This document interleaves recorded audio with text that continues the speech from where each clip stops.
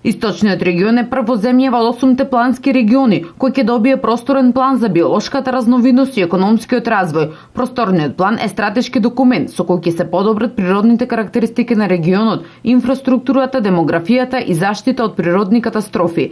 Нацрт верзијата на овој стратешки документ денес беше презентирана во Штип.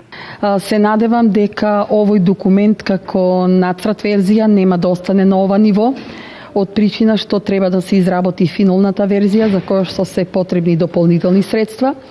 Инаку треба да кажам дека вкупниот буџет за изработка на оваа верзија на просторниот план изнесува некаде повеќе од 1 милион швајцарски франци.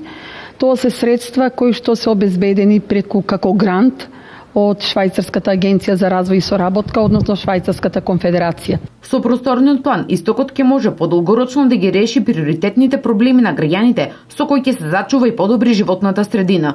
Затоа што просторниот план е комплексен план кој што содржи над 14 посебни елаборати кои што се компилирани заедно да создадат една реална слика за сегашните услови на просторот и што би требало да се очекува за еден догледен временски период од 10 на 15 години. На овој стратешки документ се работи по долг временски период, а истиот треба да биде усвоен и донесен од Собранието на Република Македонија. Нацрт планот да се даде во собрание на усвојување, на собрание на Република Македонија, по усвојувањето од страна на Собранието во Република Македонија се пристапува кон изработка на предлог план, па и предлог планот се дава на усвојување во Собранието на Република Македонија и со неговото усвојување станува веќе полноважен просторен план на источниот плански регион.